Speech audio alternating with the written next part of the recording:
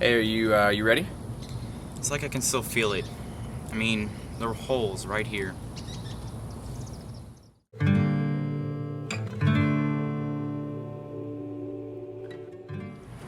My story? What does it really matter now? I mean, I'm healed. I'm saved. Well, if you do want to hear my story, you need to hear it told from two perspectives. From who I once was and who I am now. I was a criminal. There's no other way around it. It was my livelihood. I did whatever I had to do to make ends meet. I lied, I cheated, I hurt, I exploited, and I murdered. Like I said, whatever it took to make ends meet. I was a dangerous man. The exact details of my crimes are unknown to you, as is the rest of my life. I mean, I could have been raised in a wonderful, loving household, or I could have been raised as an orphan, living with no one to care for me or even know that I existed. But that part doesn't matter. I am responsible for the decisions I made and the consequences that went with them. So, it was no surprise to me when it finally caught up to me.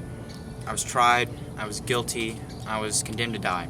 I say that bluntly because it really came as no surprise. I mean, I was definitely guilty, I didn't want to die, but what defense did I have? But it wasn't until I'd been caught, awaiting my execution, that I began to actually think for the first time in my life. I considered all the things that I had done and all the people that I'd hurt.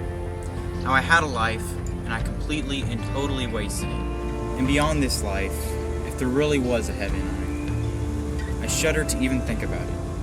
I was finally afraid.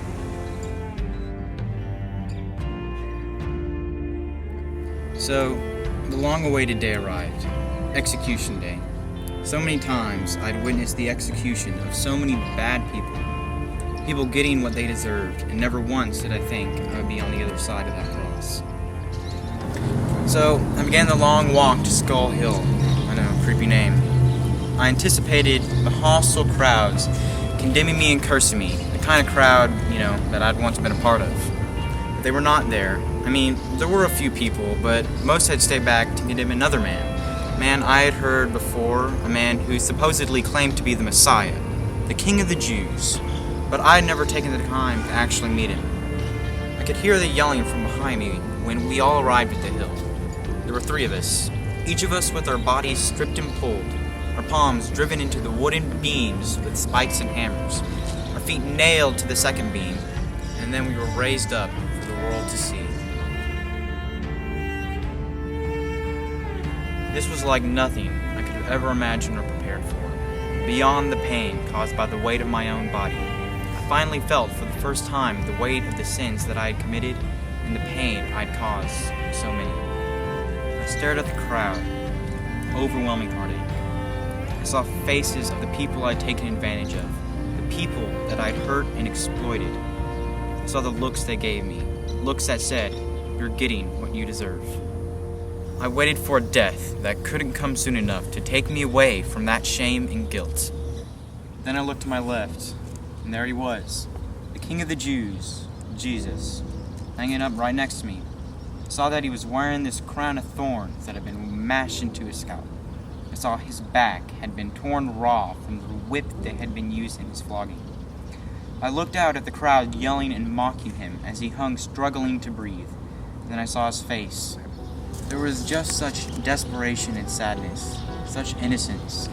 Like I said, I never met him before, but I just knew, this man, I can't describe it, I just knew, I thought, he doesn't belong here, I belong here. Criminals belong here, not him. I heard over the shouts of the crowd, the 3rd criminal yell at Jesus. Even he joined in the mocking. He shouted, "Aren't you the Messiah? Save yourself and us." I couldn't take it anymore. I yelled from my cross, "Don't you even fear death when you're dying? We deserve to die for the things we've done, but this man is innocent." And that's when I looked toward Jesus. I had never shown mercy to anyone my whole life, and I knew he didn't owe me one thing, but what did I have to lose? The worst he could say is no. So I yelled, "Jesus, remember me when you come into your kingdom." He couldn't turn to look, but that didn't matter. He knew who I was and why I hung up. He knew every bad decision I ever made and every person that I'd ever hurt. He knew it all. I knew he didn't owe me a single thing. And that's when he said it. Truly I tell you, today you will be with me in paradise. I didn't make it off that cross alive, obviously. My body was left up on that cross well after I departed from it. But like I said, my story is best told from two perspectives, from who I once was and who I am now. Truly, I tell you, I was a wreck, a mess, a failure, a criminal worthy of nothing but the cross. But truly, I tell you, I am no longer that person. I am no longer who I once was. I am no longer afraid. And truly, I tell you, today I am in paradise because of the power and mercy of one man, the Son of Man, the King of the Jews, the Son of God.